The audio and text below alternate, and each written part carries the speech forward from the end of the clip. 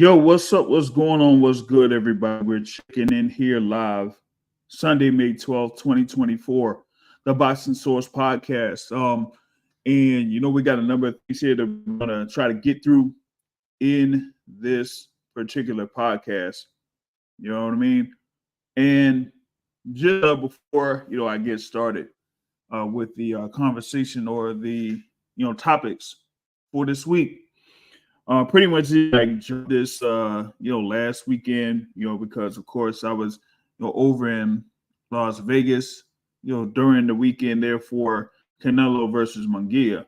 But at that particular time, when we did the podcast, that kind of like marked another milestone here for the Boxing Source in reference to having a podcast.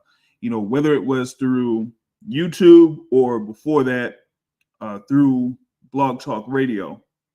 Last week kind of marked the 9th year. Yep, that's right. The 9th year we pretty much had a podcast here. So, whether it's been like every week or had like a few weeks off or whatever it is, we consistently have had a podcast once a week for 9 years. So we're going on the 10th year for the Boxing Source podcast here. And we're trying to just keep this going here for, boxing fans, boxing enthusiasts, boxing connoisseurs, as we, continue the boxing conversation here, just to, give y'all some insight on what's going down.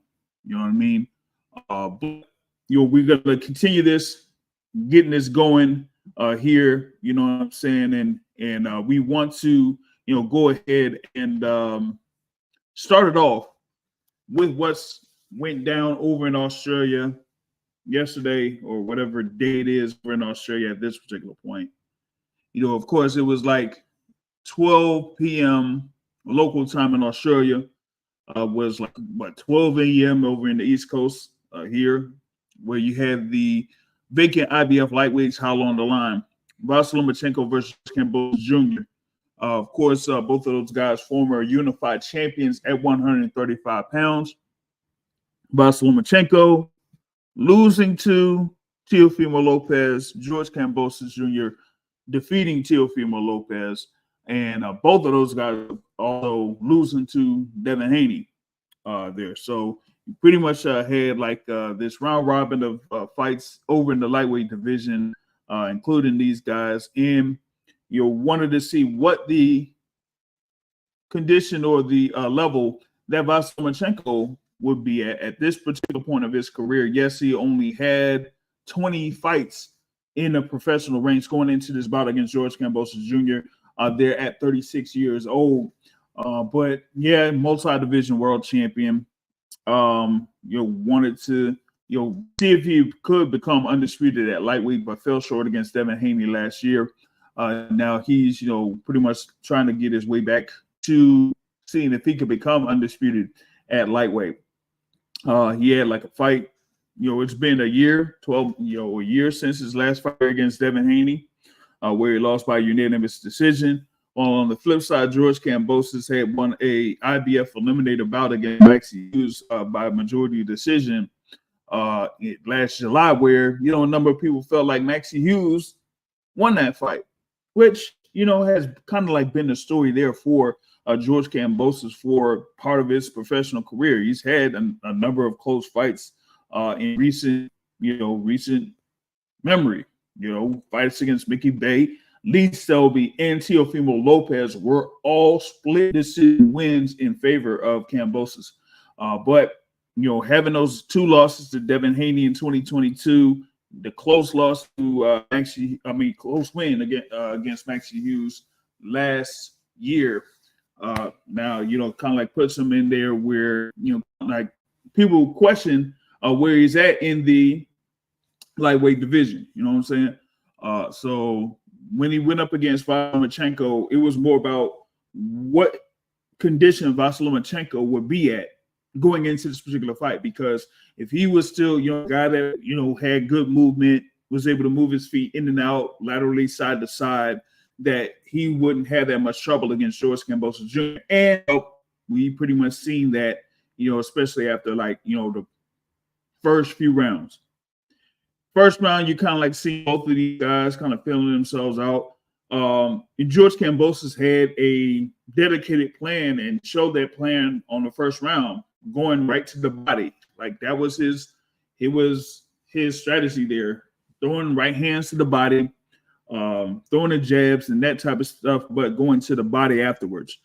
However, he still has a style where he's more of a guy that waits to see what his opponent is doing and works as a counterpuncher. Now, you could do that to a certain point, but you could do that if you have a little bit of pop behind your punch. And the thing with George Kambosos is, you could have those couple of knockdowns there, against some of these fighters that you're going up against. But if you're not really known for your power, so to speak, you got to make it to where either you're a very good boxer, or you're able to muddle things up there against your opponent. And George Kambosos is not really that type of a fighter. So you really had it to where it ended up being a mismatch, because George Kambosos is a guy that's a counterpuncher, by nature, but also isn't a very good mover. He doesn't move his feet that well.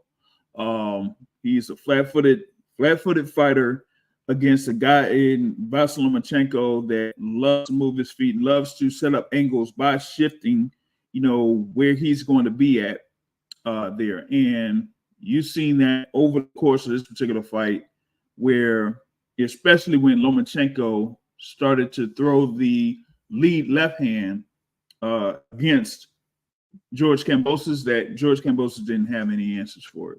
I'm like, none, zero, zilch, none. At the very least, you want to try to limit the movement of Vasyl Lomachenko. So if you got a guy that's a mover in Lomachenko, like, why would you try to give him that opportunity to have free reign around the ring to utilize his offense? You got to figure out a way to try to get on your front foot, limit his movement, try to get him to the ropes, cut off the ring a little bit, and try to smother him, or at least try to tie him up. And you didn't see that there with George Kambosos as a guy that doesn't really, like I said, is very limited when it comes to being an aggressor, and is a counterpuncher by nature. Like they did have a statistic there leading into the fight in reference to punch output, or punches landed in championship level fights for both those fighters. And when it showed George Kambosos, it was like 10.5 punches per round or something like that. And that was like among the lowest output out there for championships fights, particularly in the lightweight division. And that cannot necessarily work with a guy in Lomachenko that, sometimes just throws to throw. He'll throw punches to, see where it could be at, or where he's able to land, have opportunities to land against his opponent. And for Lomachenko, man, this was, kind of like, I would say it was a confidence booster of sorts, going up against George Kambosos, who, like I said, had his moments, of course, with Teofimo Lopez. That's going to, it looks like that's going to stand out as his overall win, for his career, getting that upset win over Teofimo Lopez, because having these losses, the two losses there against Devin Haney, and then, Vasyl Lomachenko just overwhelming them over the course of 11 rounds, particularly in the second half of the fight, after he started to throw the lead left hand on George Kambosos, and George just didn't have any type of answer for it. Then it was just a matter of time, because you seen Lomachenko just tee off on him upstairs. And then if you were watching on ESPN Plus or ESPN, the commentators there, Joe Tessitore and Tim Bradley, and they were mentioned there like around 7 or 8 that, once Lomachenko starts going to the body on George Kambosos, then that could pretty much be a wrap for him. And that's exactly what you saw was Vasyl Lomachenko going to the body, and landing a solid shot to the body there in the 11th round to get that first knockdown, right? And then after that, he just went forward and went to the body there to get the TKO victory. Pretty much the referee coming in, stepping in to stop the fight. And at the same time, George Kambosos Sr. was throwing in a towel there. So Vasyl Lomachenko, 11th round technical knockout victory, is the IBF champion at lightweight. And yeah, I mean, we have those knee-jerk reactions or whatever it is, but yeah, I mean, come on, y'all know what's going to be happening now. You got the people that's going to boost Vasyl Lomachenko, saying that he got a great win here over George Kambosos. In that, they're already putting him there among the top, number one or number two there in the lightweight division, off this one win.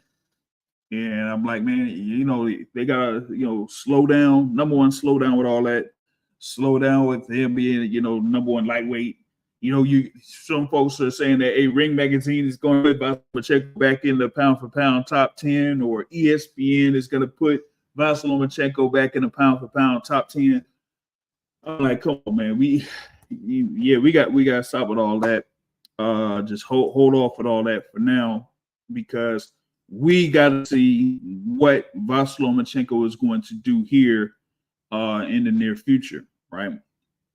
Of course, one of the stories coming off of this particular bout and the result of this bout is that during the fight, you had the WBA lightweight champion Gervonta Tank Davis mention that Lomachenko would be next after the fight that he has June 15th against Frank Martin.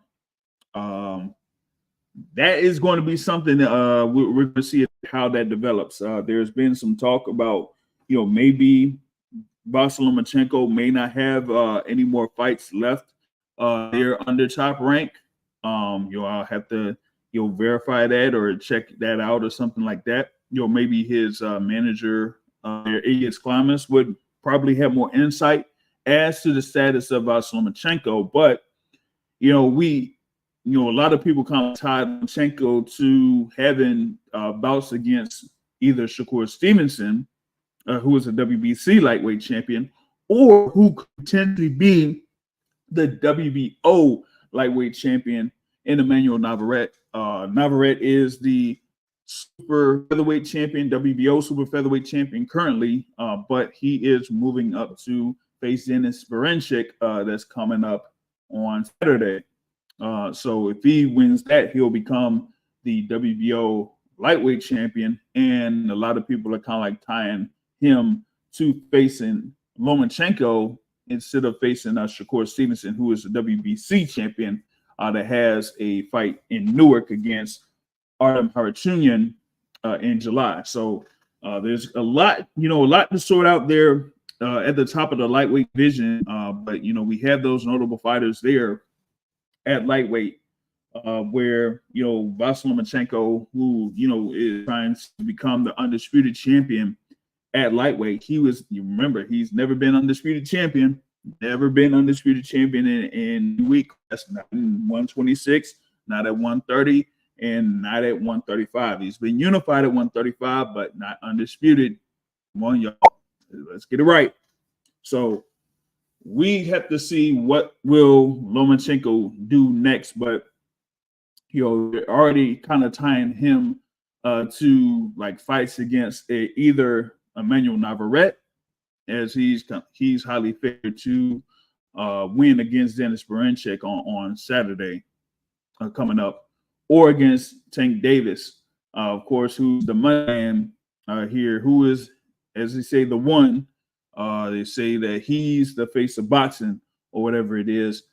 And a fight between Tank Davis and Vasyl Lomachenko would be huge at this particular point. I mean, this had been brewing for years, when they had both been in, especially at 130 pounds, but now here at 135, that's probably the fight the next big fight that could be coming up here later this year. Maybe they'll fit it by either November or December. Seeing what happens coming off of Tank Davis's fight against Frank Martin on June 15th. So we'll see. We'll see what happens with that there. But Vasyl Lomachenko having this performance, was a good showing here by Lomachenko at this particular point. But I think it was more of like a style matchup for him because if you look at the fights that Vasyl Lomachenko has had, particularly here in the lightweight division, a lot of the guys that he, has not that many problems with are guys that really don't move their feet all too well. Pretty much like flat-footed, not that athletic, and not really a guy, guys that that Lomachenko could like say, hey, you know what, I can move here, I could be at this spot, and utilize the ring like I usually do. Like guys that he's faced, like if you look at his his resume here at lightweight, right? He got that, the fight against Linares, first fight there. That was his first fight. He got knocked down, but responded by getting a stoppage there. That was a very close fight up to that particular point, though, against Jorge Linares, where he got the stoppage. So he got Linares, pretty good fighter, pretty good boxer at that particular point of his career.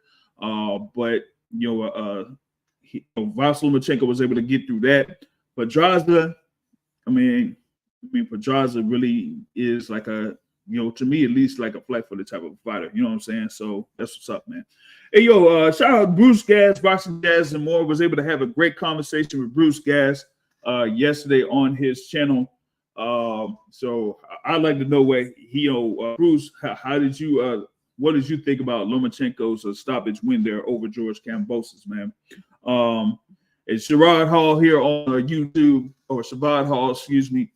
He said Lomachenko made Kambosos look like the older fighter. Yeah, he sure did. That was my number one question. Were we gonna see the Loma of old, or are we gonna see an old Lomachenko? Well, it looks like we just had a version of the Loma of old in that fight yesterday, and Kambosos was just looked like he had cement in his feet because he couldn't move his feet worth a lick, number one, and he just doesn't move his head. And I'm like this: if you can't move your feet that well from a defensive perspective, if you can't move your feet that well, if you're just moving in and out, you're just moving forward and backward, you got to do something where you have like a good guard or whatever it is, something like that. You know what I'm saying? At least a good guard, or at least be able to try to properly block the shots coming from Lomachenko. But the thing is too, you're dealing with a natural southpaw in Lomachenko, so your strong hand is going to be the one that's you're going to have to use your strong hand as your defensive hand, and also, foot positioning too. You got to have your lead foot on the outside of a southpaw.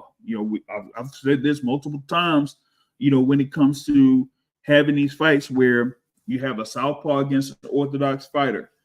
With a southpaw, you got to be able to have your lead foot on the outside, especially if it's a guy that likes to move around the ring or move side to side, because you don't want to have them have that lead foot on the outside to give them that ability to shift away from you. If you have a southpaw that has a lead foot on the outside, he has the ability to either, turn to their left or turn to the right, particularly if they have their lead foot there, which would be their right foot, right? If they turn to their right, then they still have their strong hand, their left hand open, and then they still have all that real estate that they could have once they shift over. Now, if they use it to where they could try to go to their left, then it's more about them trying to get the ability to step backward or step over first, and then still have the ability to, open up more opportunity to land shots. But if you have your lead foot on the outside, you could crowd them. That way, they don't have the ability to move around. Way they don't have the move ability to shift out. And you just really didn't have that there with George Kambosos. He just didn't have that ability to, one, utilize that to where you could crowd Lomachenko and his ability to move around the ring. And for Kambosos to just have that, straight up and down, no special effects of approach there against Lomachenko, that was basically food for him. Definitely food for him. So Kambosos is just getting blown out. I mean, yeah, they say, oh, he's competitive and he's, tough, so to speak, whatever it is. You can be tough to a particular point, but you're gonna have to do something to where you could, really frustrate Lomachenko. And the strategy, like I said at the start, where Kambosos wanted to get to the body early, was probably the key there for Kambosos. But the thing about it is that as a natural puncher type of a style that Kambosos has, you got to be able to do something where you have like where you have a little pop behind your punch to really affect Lomachenko. And while Kambosos was landing some body shots, Lomachenko was still coming forward. Lomachenko was still able to move around the ring and shift in, shift out, move to the left, move to the right, all that type of stuff. Particularly after rounds 5 and 6. And once he was starting to do that, it was pretty much over there for George Kambosos. Shout out to Lonnie Lee in the building here on YouTube, man. What's good with you, man? It says, Stu, it was good, man. Like I said, you got this thing here with Lomachenko. Now he's the IBA champion here.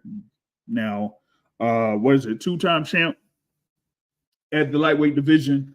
And, I kind of I gave up the landscape there at lightweight. You have him as the IBF champion. You have Tank Davis as the WBA champion. You have, Shakur Stevenson as the WBC champion. And we're going to see who the WBO champion is going to be on Saturday. You got, Emmanuel Navarrete, multi-division champion, WBO, multi-division WBO champion, coming up to 135 to go up against Zendesh Berinchyk for that WBO belt at 135.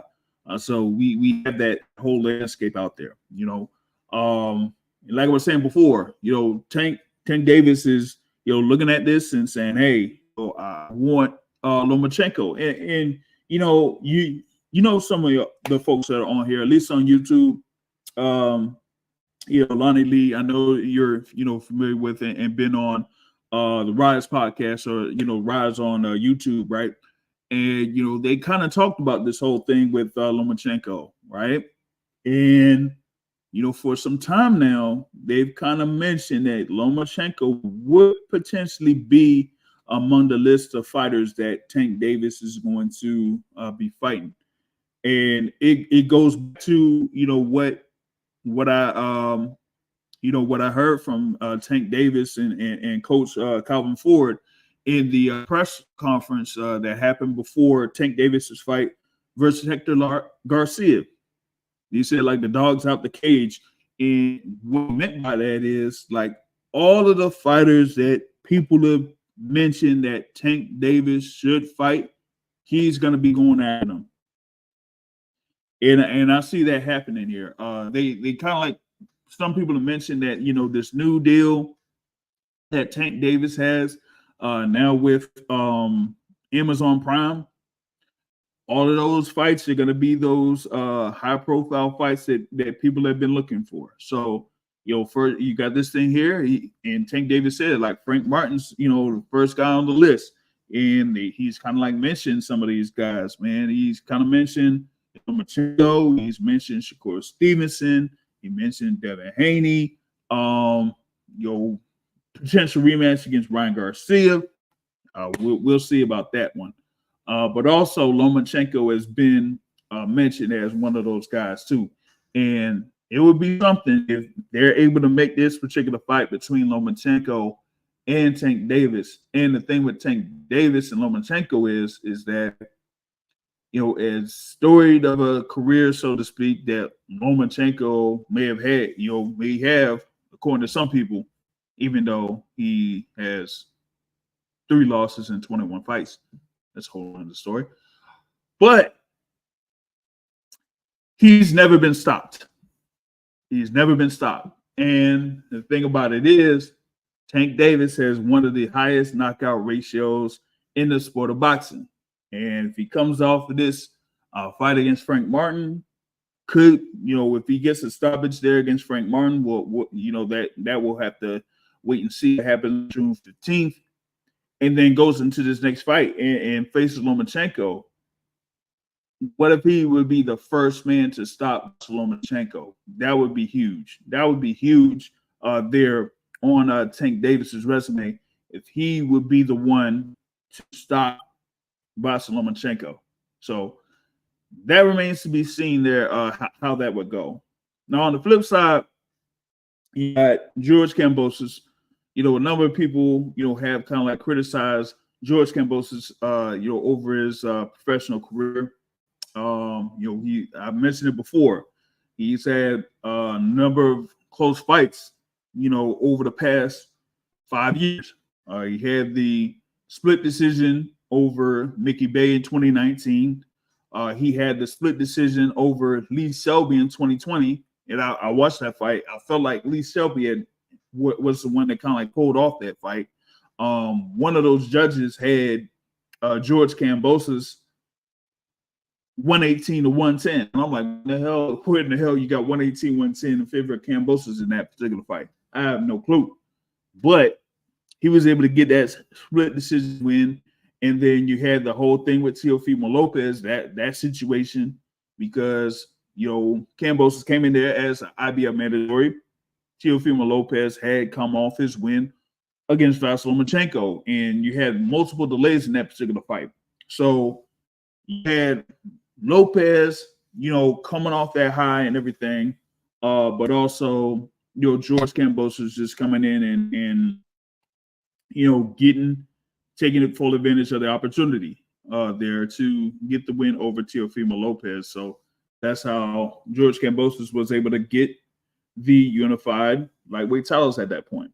But yeah, outside of that, he has those losses to Devin Haney, the close fight against Maxie Hughes, as I mentioned, and then the TKO loss to Vasyl Lomachenko. All right, getting one of our esteemed panelists on here in a bit to talk about Lomachenko versus Kambosos and any other assessments. Our guy, the boxing academic, is checking in here from the ATL. Hold on.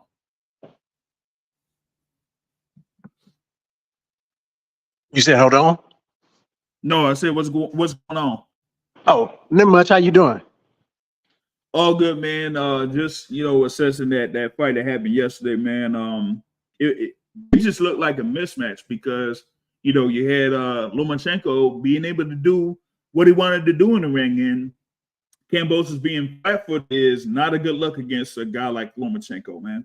That's food for him. Yeah, I mean, did we expect anything less between sort of the caliber of fighter that we know Kambosos is versus the caliber of fighter of Lomachenko, but with the certain style, with the lack of a certain style that gives Lomachenko fits and makes him himself think and not do what he normally does, which is that little ballerina step in, step out type thing. If you can't stop him from doing that, then it's going to be a long day for you. But if you can stop him from doing that or make him question about when he does do that, then it's a long day for him. And he got to like readjust and, fight on the inside sometimes. Like it's just kind of like, I mean, it put me in the mind of the heavyweight that's his friend. What's the heavyweight name? Usyk. Usyk, yeah, they just kind of light-footed, It's just, but Lomachenko, you've seen spots where he has quote unquote bullied people. He's gotten strong in a sense, you know what I'm saying? He got more on the inside, more physical is a better word. But yeah, with what what's his name had to offer, it wasn't a lot. Now, what I will say is that something that is pretty easy to see, the way that you do beat him, if you have the tools to beat him being Lomachenko, is going to his body. Because when Kambosos was going to his body, Lomachenko didn't like it, and he visibly was just like you could see how it visibly affected him. Did Kambosos have enough tools in his belt to like capitalize on it? No. Could he cut the ring off? And but he had times where he was throwing pretty good body shots. And I will say the commentary, I don't know, it's quite off-putting. While I agree with them in a lot what they said, it gets old when people try to like force feed you someone's greatness in a sense. That get old. It gets very old. Yeah, it gets redundant, Lomachenko is man. great in his own right. Let me not discredit that, but like what's his name threw a bunch of body shots one round, and they just like Lomachenko this, Lomachenko that. You see how he's able to do this, and even the CompuBox, like this man, I don't know, it was one of them early rounds. He threw quite a few body shots, and that's when you could see on what's his name face, Lomachenko face, and they only said he landed 3 body shots. I'm just like, what? Like, Yeah. like all this stuff, it's annoying. It takes away from his greatness. It takes away from he did everything he was supposed to do. Let me say that. Shout out to Lomachenko for doing everything he was supposed to do. Shout out to him for initiating those body shots, because that's what, started him the ability to be able to stop Kambosos. Once he started taking that gas out of him, hitting him in the body, and then Kambosos couldn't take it. And then from there, he just stopped. He abandoned the body, and I guess you could say he gave his last little effort. And then Lomachenko hit him with some great headshots, and he just kept hitting him clean. Like, at one point I sent in the chat, like, Kambosos need to stop blocking these punches with his face, start blocking it with his arms or something. He don't know. He don't know how to do that. Nah, he don't know how to do that. I kind of say that, like how do you not like have at least your strong hand up going up against the southpaw, because that left hand is going to be coming towards you basically. And say that to Devin Haney like earlier.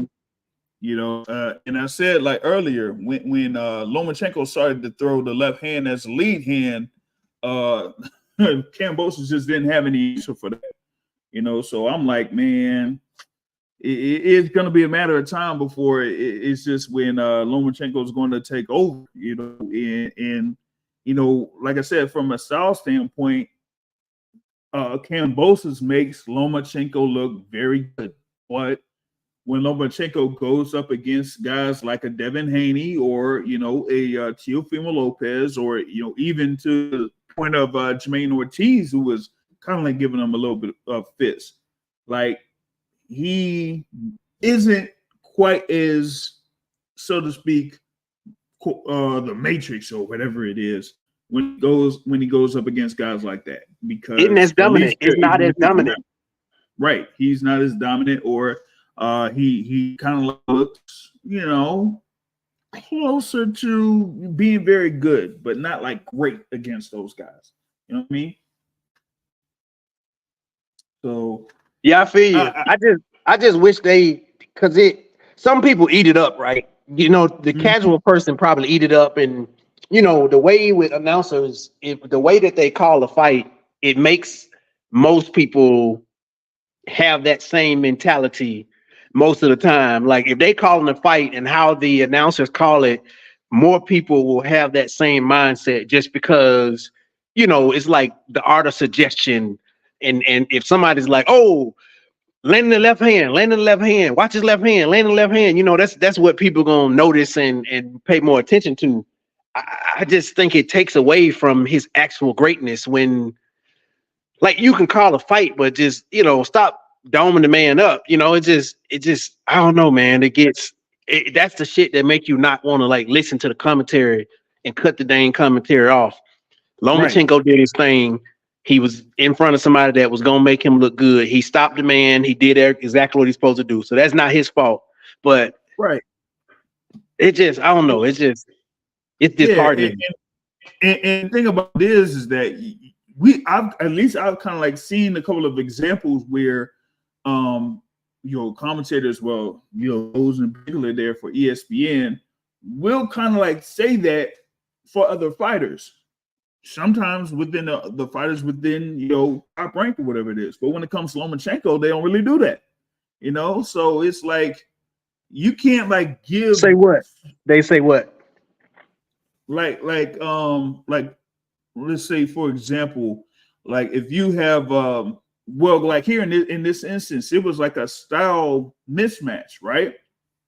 But like say if it's like another fighter, like maybe it's Shakur Stevenson or whatever it is, and they'll say, well, his opponent was like, right there, right for him. Like, what would it be? Not necessarily Edwin De Los Santos fight, but the one before that, there where he faced Shuichiro Yoshino in Newark last April.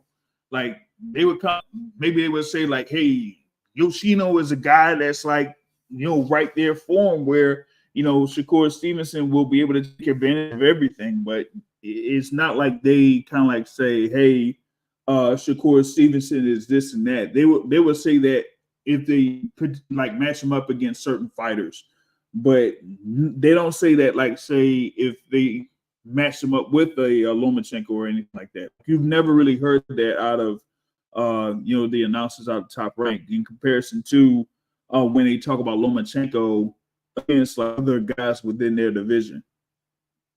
I mean, I agree with you. Like, it's essentially what I take from what you just said is they give a more balanced perspective. Yes, Shakur is fighting somebody that he's overmatching, but they'll be like, stylistically, this style is suited for him, blah, blah, blah, which is a more balanced sort of way to call it. And then, with Lomachenko, they don't mention that exact fact. They just, oh, he's the Matrix, he's this, and it's just like, I don't know, at least I just hate when it's anything too far to any side is not good. You eating too much chocolate, that ain't good. I was gonna say some, semi-vulgar, but I know children listen to this show. So yeah. I don't know. I just wish it was more balanced, the commentary, because it would have made like people come into their own, like you lead them in a sense by telling them what's going on, but don't tell them what to think in a sense. Let them what's it called? The movie with where they be sleep and then he incept them. Let them think they come to their own opinion versus you just saying like, I don't know, man. Let me be quiet. I mean, like I get it with these things here because they, it's a top ranked presentation, so they're kind of like going at it as we're trying to boost or promote our top ranked fighters. You know what I'm saying? But the thing about it is that you gotta, like, as you say, give them the opportunity to have their own assessment, or see what they see and then compare it to what they see from other fighters, and have them be able to give their thoughts as to who would be the better fighter, or at least the higher rated fighter within their particular division. And the thing here with Lomachenko is like, yeah, I mean, he's done his thing over the course of his professional career, up to this point, with the exception of, like I said, you had the rough fight against Orlando Salido early in your career. You weren't able to close out the show against Teofimo Lopez. You weren't able to close out the show against Devin Haney, and those are losses on your record. And the thing about it is, like you said, a number of these people in the media want to kind of like erase those losses on his record. That's been one of the big, the big topic there when it comes to Vasyl Lomachenko, is that you have some people that want to erase those losses off his record. He lost those fights. Bottom line, he lost those fights.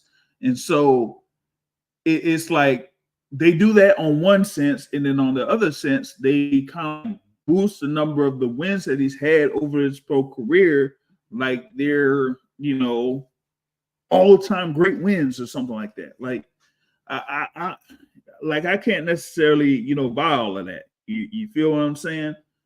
So especially when it comes to, Lomachenko at lightweight right now, yeah, I can't necessarily say, hey, okay, he has a resume that like stands out at lightweight when he has 2 losses at lightweight, particularly in the biggest stages of his career there at lightweight. So until, I see him, maybe against Shakur Stevenson or Tank Davis here at 135 pounds and see if he can, come out on top, basically, whatever that means, then, yeah, we could really kind of like say he's one of those all-time greats there at the lightweight division or overall. We've had a conversation here on a previous podcast where MVO kind of like mentioned, yeah, Vasyl Lomachenko is going to be in the Hall of Fame, but he's going to have one of the weakest cases for being in the Hall of Fame in modern memory, man. Like how you get into the Hall of Fame there with he might end his professional career with under 25 professional fights. Just think about that. He only has 21 pro fights up to this point. And if you're going to be fighting like twice a year, whatever it is, that gives you, probably another 2 years. What he's going to be, he could be like 38. Do people really think that he would continue his professional career at 38 years old? At least I don't think so. So with that being said, whatever he has as his next series of fights here coming up, then it's like, okay, either you're going to be, as they say, right now he's 18-3 in his pro career. All right. So let's say, for example, he has about 4 more fights.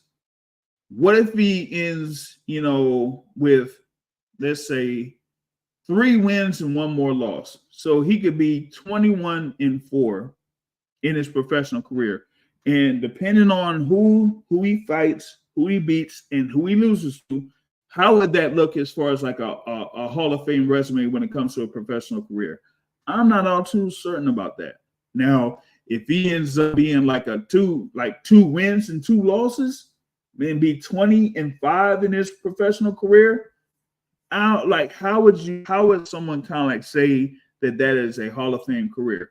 They would only like say, it would be like that because he was a multi-division champion. But there's been a lot of people that have been multi-division champions. I mean, you got like somebody that's about to be in his division in Emmanuel Navarrete, where if he gets his win over Dennis Berinchyk, what is he going to be, like a 4-division world champion? He'll already be a 4-division world champ, So it's kind of like, yeah, you have these, I guess, notable wins, so to speak, over your short, professional career. But as far as like overall legacy, how would you be defined? Like, what would be the way that you would be pointed out to as, okay, this is what makes him the fighter that stands out, above a lot of people there.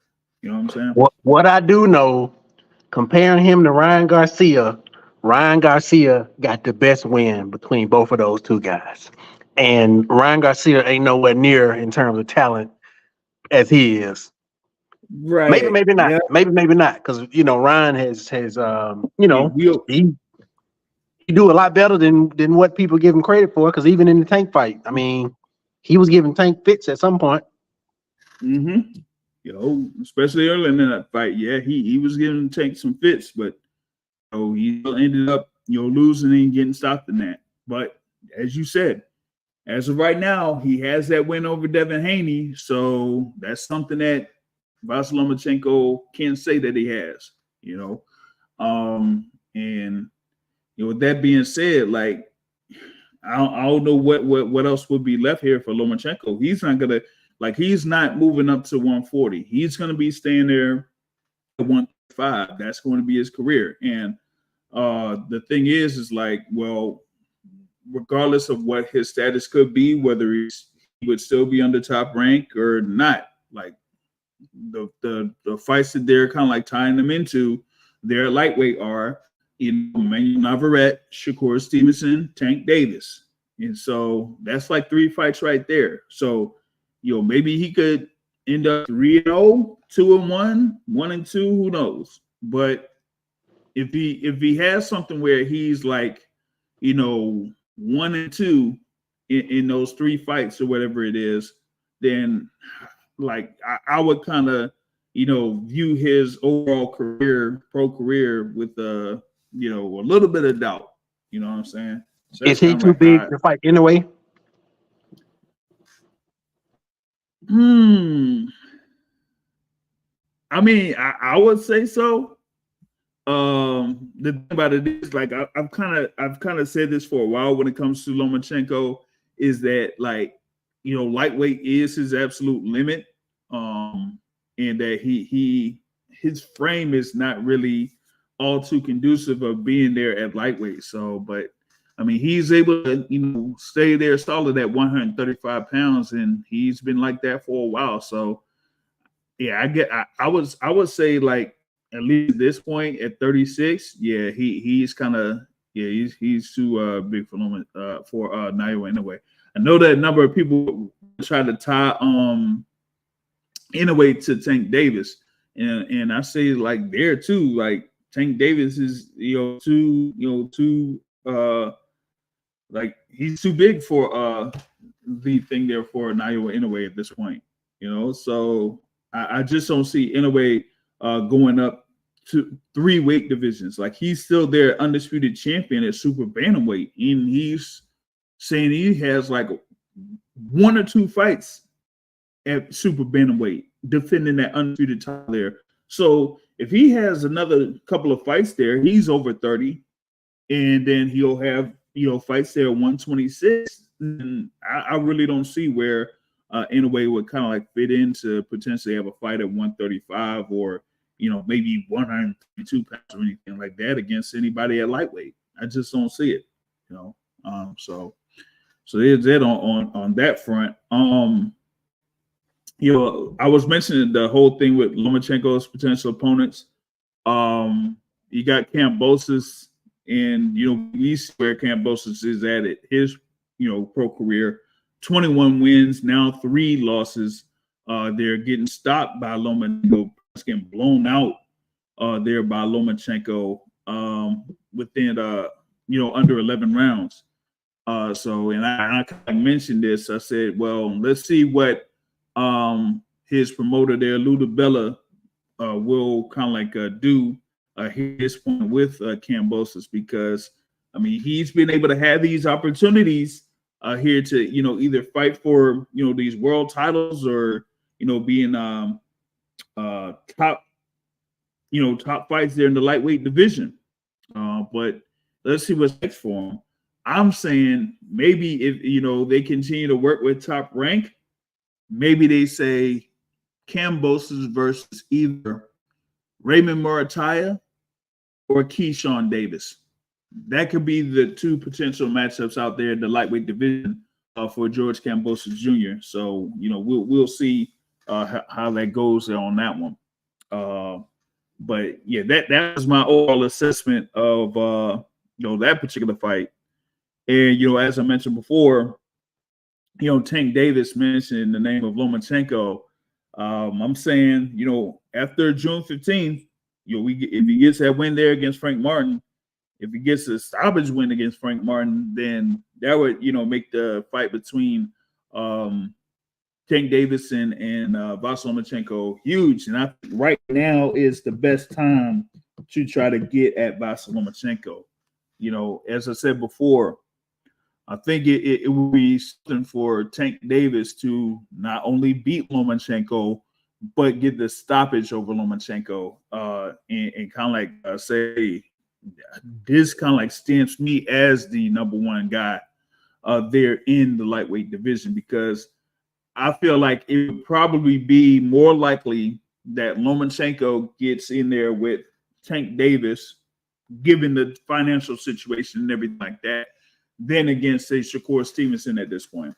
That's why, like, they were like Top Rank was like mentioning like months ago that they would say, hey, Lomachenko would face Emmanuel Navarrete before Lomachenko would be facing Shakur Stevenson. And I thought that, that would be crazy. Like, you would want to at least give something there for Shakur Stevenson to kind of like say, hey, I built my name off of getting a win, or fighting Lomachenko and beat Lomachenko, but they never, it's like they don't want to mention those two guys being in the ring together. So we'll see what happens there with that, man. So you think they could pay him enough money to fight Tank? I don't think it would be the thing there with Top Rank, though.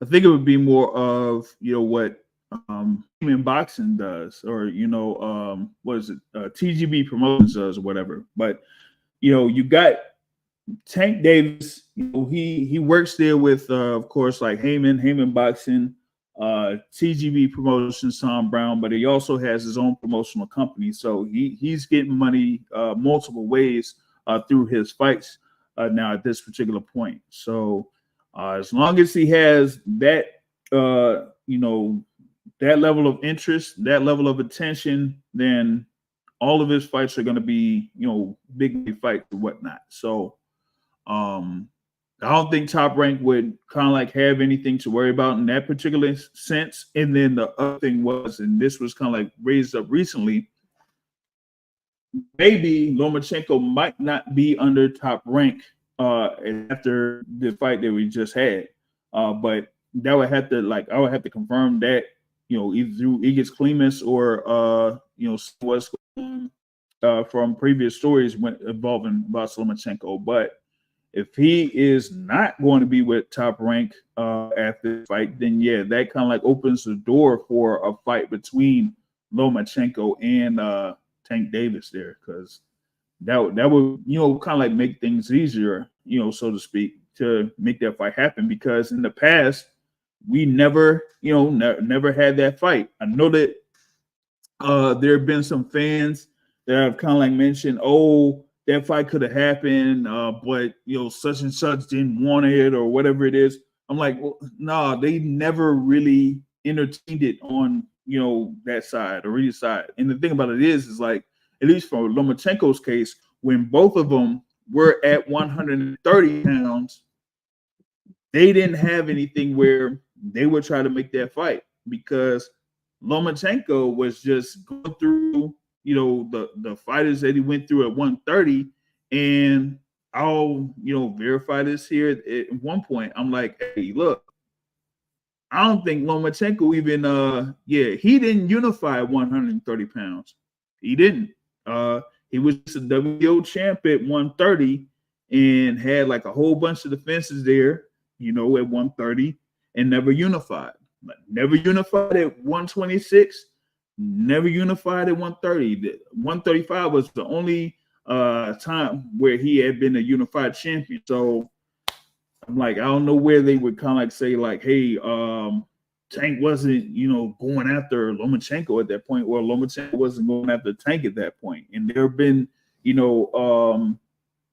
instances where they had Lomachenko on camera saying like he wasn't, all too interested in a Tank fight. But at this point, I'm saying like, hey, look, this is your opportunity to get the most, the most money of your professional career. Go ahead and get it. You would have the opportunity to see if you can hand Tank Davis his first loss. If he, he's gonna get through this fight here against Frank Martin or whatever it is, you will have opportunity. And it will be something, there. You know what I'm saying? So, we'll see how that shapes itself out. You know what I mean? Um, what else we had there on that particular card? Of course, Andrew Maloney had a split decision loss against Pedro Guevara and says, "Fuck this, I'm out."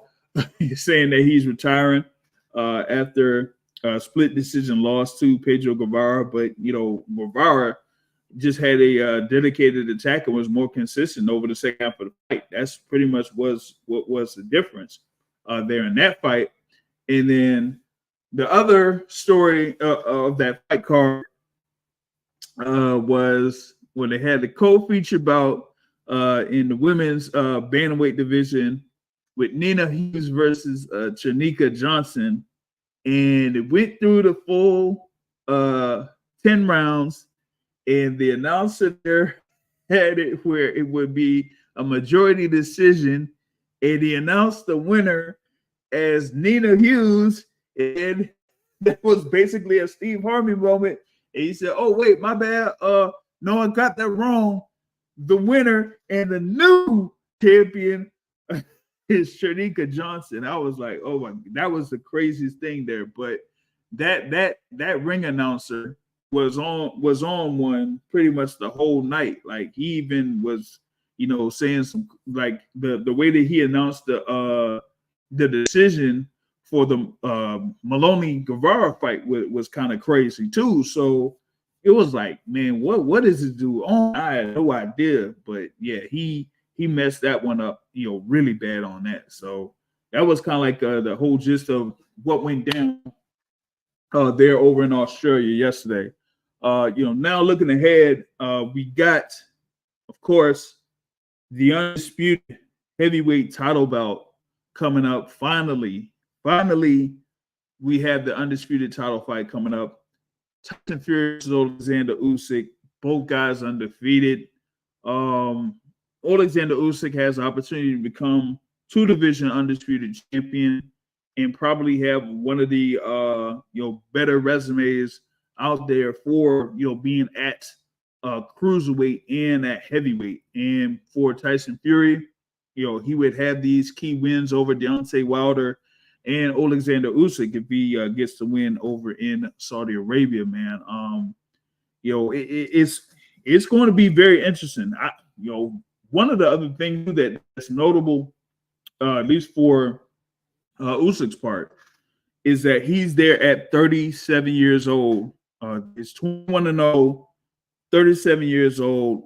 They're at 6'3" with a reach of 78. Tyson Fury, they're 34-0, 35 years old, 6'9" with a reach of 85. Hey, listen, if it's Fury, like we've seen Fury, looks like he is kind of like been shedding off the weight and cutting off the weight down and everything like that. And if he's at the top of his game, I don't know, man. It looks like it could be an easy night. You know what I'm saying? Shout out to Android in the building with the contribution there. Thanks for the contribution onto the show. He says, "What a year in boxing as far as matchups. Things are heating up." Yeah, man. There's been a lot of good matchups here already in 2024, and we're looking to see more matchups coming up down the line. We got a very busy summer. This kind of like is the start. I would kind of like say it's the start of the summer. We'll start it off with that undisputed heavyweight title bout. You got, of course, what's going on June 1st. Yeah, we could have had undisputed at heavyweight, but Abreu is injured again. So headliner is going to be Deontay Wilder versus Zhilei Zhang. We got fights on Puerto Rican Day weekend on June 8th. Xander Zayas is be featured on that.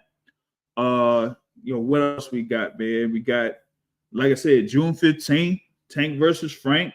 So that's going to be, another big going down. Of course, you also have, Oleksandr Kovacic and David Benavidez on that particular card. You're supposed to have Gary Antoine Russell on there against Alberto Puello. that's going to be on that fight card as well. So that June 15th bout fight card is going to be really good. You got the Taylor versus Cattle rematch on May 25th. Shoot, what else we got, man? We got Teofimo Lopez is scheduled to be fighting. You got Juan Francisco Estrada versus Bam Rodriguez. I mentioned the thing there with Shakur Stevenson. You also got O'Shaquie Foster that's going to be on that fight card July 6th. So yeah, we got a lot of stuff going on during the summer, man. Of course, we got Tyson versus Jake Paul on July 20th, Boots versus Crowley on July 13th, and of course, Terrence Crawford versus Madrim on August 3rd. That's a whole lot of fights there within the next few months. So that's gonna be a lot. That's gonna be a lot, on there. You know what I mean? But yeah, back at it with the undisputed title fight. Fury versus Usyk. Fury is coming in there supremely confident that he's going to beat the rabbit, as he calls him, Oleksandr Usyk. But this is the opportunity for Usyk to be, have one of the great wins there in boxing, because he'll have these wins over Tyson Fury. He would have the undisputed wins. He would have the 2 wins over Anthony Joshua at heavyweight, and be able to say, hey, this has been one of the better runs in the professional ranks.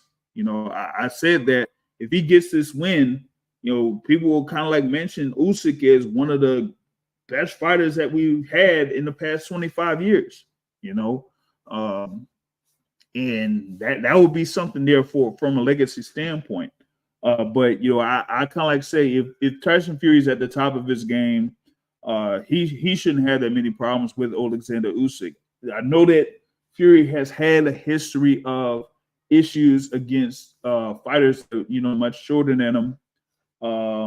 Guys that have had a little bit of mobility and that type of thing. But here, it just looks like he's preparing himself to be at the top of his game against the Oleksandr Usyk, and he's like treating this as like saying, hey, this particular guy should not be anywhere near the level that I am. So I'm interested to see how it comes out in this particular fight on Saturday, man.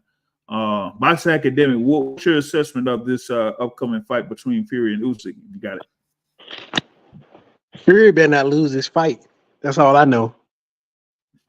He didn't work this hard, beat enough people, had a few wild card fights in terms of, the cross promotion, cross sport kind of fights. Yeah, he better not lose, because, if he loses, everything that you said becomes true. You get to now say Usyk is one of the best in history. You get to, say that a cruiserweight, came up and was better than all of the heavyweights.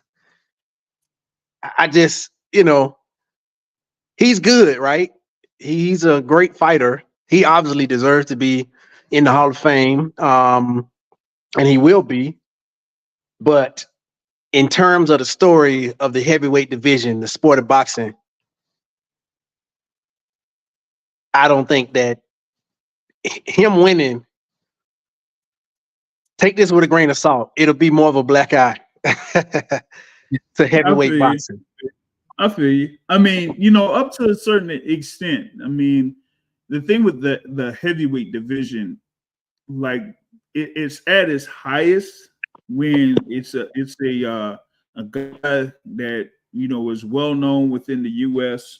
or well known within the UK is the top guy, or the champion or whatever it is, right? And so when you've had the eras of the Klitschko brothers, the heavyweight division didn't really, the needle didn't really move all too tough.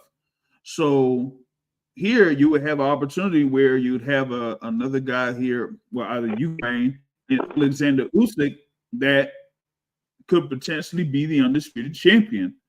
And that kind of like wouldn't, be something that kind of like would, blow up the the media wire, basically. If he comes out as the undisputed heavyweight champion, I mean, I think it actually would, though. Really? It would blow it up in terms of certain people who want certain outcomes. They would push it, but it wouldn't blow it up in terms of like a casual perspective, in terms of a worldwide perspective. I get what you're saying, but I'm saying in terms of boxing people and the narrative that they like to paint, they fine with whoever's winning, But worldwide, it probably mean more of Tyson Fury. I don't know. It mean, yeah. I mean, I would kind of like put it up in the air as well, because I mean, you have the whole backstory with Oleksandr Usyk, being from the Ukraine, and of course, what's going on in Ukraine right now. That he could say, hey, you know what, even with what's going on in my home country, I'm still able to, go through what I could go through and be able to fight and win and beat Tyson Fury and hand him his first loss and become the undisputed champion of the world. But outside of that, like, you really don't see like how it would push things as far as like the or at least heavyweight division is concerned, or so to speak, because the heavyweight division probably would be what I would say more interesting if Fury was able to come out with this win, because it would still open the door for a potential fight between Fury and Anthony Joshua later on down the line. Or maybe, just maybe, you would have one more fight between Tyson Fury and Deontay Wilder. But yeah, outside of that, like, if it's Usyk, like, you don't really see like anyone that much interested in a Usyk versus Joshua again. Maybe a Usyk versus a Wilder, or name some other guys that's out there. Like Joseph Parker is, still a contender there in the heavyweight division. Zhale Zhang, maybe if he wins on June 1st against Wilder. Like I don't know, JR. What's that? I'll let you finish. I'll remember my comment. All right. So I'm like, those potential matchups against, with Usyk don't seem as interesting as, the matchups that could be out there when it comes to Tyson Fury. So it's like the heavyweight division probably would want to see maybe Tyson Fury come out as the victor in this fight coming up on Saturday than Usyk. But it just remains to be seen how it'll play out. So I asked myself just now, when I almost interrupted you, I asked myself, if Tyson Fury or Usyk wins, which guy gives Deontay Wilder the best chance to get in the ring and knock their ass out?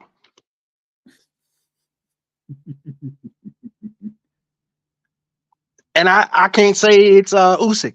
I like, when I think about it, because looking at how he fought Joseph Parker, we at least know he can hit Tyson Fury. And Tyson Fury's ability to keep taking that punch is going to be compromised at some point. But will Tyson Fury actually fight him again? That's a lower probability. I think it's a high probability of Usyk fighting him, but I don't think Wilder will be able to touch Usyk. Just, me being completely honest, the way that he fought Joseph Parker, I'm not sure if he would, land that punch on Usyk. But I think he landed on Tyson Fury, but I don't think Tyson Fury will fight him if Tyson Fury wins. So, yeah. But I think Tyson Fury winning probably be more for boxing, though. I think that's interesting because it up until the point where they had kind of made this thing for Fury versus Usyk to kind of like happen, they were suggesting maybe at least what was it? What was it? A couple years ago? I think it was about a couple years ago. After Wilder had his fight with Robert Helenius, that they were kind of like mentioning Oleksandr Usyk as a guy that would fight Deontay Wilder. Actually, they were talking about it before that fight took place, and that there was a chance that Oleksandr Usyk could have been in attendance at the Barclays Center for that fight that Wilder had against Helenius, but he didn't show up there in that one. But after that first round knockout win that Wilder had, they were kind of like mentioning that, but it just didn't come to fruition. So now with this Fury Usyk thing happening, if Usyk wins, you know what? I still don't see the path where Usyk would kind of like face Deontay Wilder because of that, chance that Wilder could knock out Oleksandr Usyk, So I don't know if there's like a path where Egis Klimas and what is it, Alexander Krasnick, the guys that handle Oleksandr Usyk would kind of match up Usyk against Deontay Wilder. I think it's still more possible that we get a Fury versus Wilder 4. I think that would, like, even at this point right now, a fight between Fury and Wilder would still garner a lot of interest there from boxing fans, man. I just still think it does, especially that the last fight it still was like one of the great fights there in the heavyweight division. You know what I'm saying? So I still say it's still Fury versus Wilder over Usyk versus Wilder as being more likely to happen. You know what I'm saying? So that's kind of like how I assess it. So who else would, like, I get we named some names who Usyk could fight. He could fight anybody that makes him look good and have a defense of his title. But he would probably fight Joseph Parker, to be honest. Yeah, he would. Yeah, he would probably fight Joseph Parker, man. That would be a more likely thing. Well, no, actually, no. First, we got to see how this thing will turn out, right? With this particular fight in general, because they're saying that there's a rematch clause with that, right? If Usyk wins, and they have a rematch clause, I think Fury will go ahead and try to activate it or whatnot.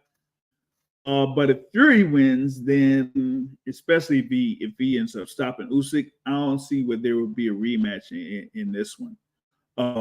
But the other thing with that is too, I gotta see what's gonna happen on June 1st, because you also have Filip Hrgović, who's the IBF mandatory, and they say that they're gonna activate that mandatory right after this fight takes place. So whether it may happen or not, I think that Hrgović is going to have a hand on what happens with the IBF title there in this case. So we could see Usyk fighting on like a Filip Hrgović next. Depends on what happens here over the next couple of weeks. But if the rematch is not out there, then yeah, it might be Filip Hrgović. Particularly if Usyk wins and there's no rematch, then yeah, he'll face Filip Hrgović next. But if Fury wins and there's no rematch, yeah, that kind of like opens the doors, like who could be out there as far as like who fight Fury next. But I think the thing, I mean, it got to be Anthony Joshua for Fury. Yeah.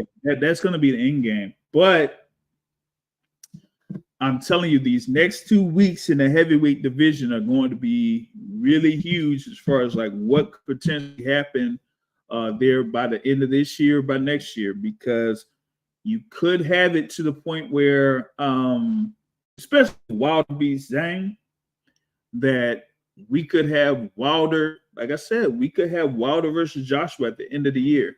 After Joshua has his fight in August, we could have Wilder versus Joshua at the end of the year. You know, I'm still not buying the whole thing with Wilder versus Jared Anderson on August 3rd, like coming off of. So you would come off June 1st and then have another fight August 3rd. Yeah, I don't see that happening unless, you know, unless Wilder was vocal on saying that, hey, after this fight against Zhang, yeah, I'll be down to face Jared Anderson next. But I just don't see that quick of a turnaround, you know. So that's why it's like you had this fight against Lei Zhang, see what happens in the next couple of months, and then by December, you could have Wilder versus Joshua, whether it's in, you know, Saudi Arabia or over in the UK or whatever it is. I think that's going to be the end game for that.